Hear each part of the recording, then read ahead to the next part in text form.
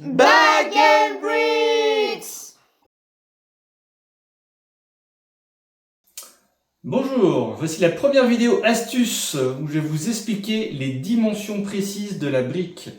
Vous allez connaître là sa longueur, sa largeur, sa hauteur et surtout la hauteur des petits picots. Tout ça est primordial pour faire des constructions dans plusieurs axes. Et Nelly vous a préparé un magnifique tableau. L'échelle la plus courante est le centimètre. La longueur de la pièce fait 3,2 cm. La largeur fait 1,6 cm.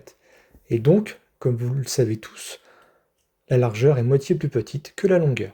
Mais c'est là où ça se complique. La hauteur fait 0,96 cm. Et la hauteur du picot fait 0,175 cm. Ces deux dernières dimensions sont inutilisables car elles provoquent des calculs très difficiles. Essayons donc une autre échelle, celle du nombre de picots.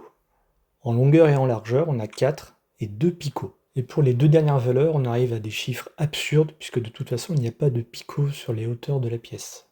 Il faut donc créer une nouvelle échelle, l'échelle Bag and Bricks. On part du principe qu'une longueur de brique fait 10, et donc une largeur de brique fait 5. Et comme les plus matheux d'entre vous l'ont déjà remarqué, la hauteur fait 30% de la longueur, donc en échelle Bag and Bricks, ça fait 3. Et pour simplifier, on part du principe qu'un picot fait presque 1. Vous avez maintenant les dimensions de la brique, longueur 10, largeur 5, hauteur 3, et la hauteur des picots presque 1, de quoi construire très simplement chacune de vos constructions. Mais afin d'être complet, on utilisera aussi l'échelle nombre de picots en longueur et en largeur, qui sera impérative pour toutes les constructions liées à des triangles, des pentagones, des hexagones et toute figure géométrique. Quand je vous dirai donc de faire une ligne ou un côté de 40, il faudra aligner 4 briques.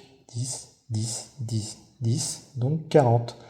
Quand je vous dirai de faire une ligne ou un côté de 35, il faudra faire 3 lignes, plus une dernière brique dans l'autre sens. 5, 10, 10 et 10, 35. Ici, vous avez 3 briques superposées, 3 x 3, 9, plus le presque 1. 9 plus presque 1, ça fait presque 10. On voit donc bien que la longueur de 10 est quasiment équivalente à la hauteur de 3 briques plus le picot. Et maintenant, ce qui est très important, 5 briques empilées, 5 x 3, 15. Une demi-brique plus une brique complète, 10 et 5, 15. Vous voyez bien que ça forme un cube parfait sur lequel vous pouvez poser une autre brique. Ça permet de faire des constructions dans plusieurs axes. Vous connaissez maintenant toutes les dimensions de la brique. Je vous apprendrai à les utiliser dans la prochaine vidéo astuce en vous expliquant comment construire dans plusieurs axes.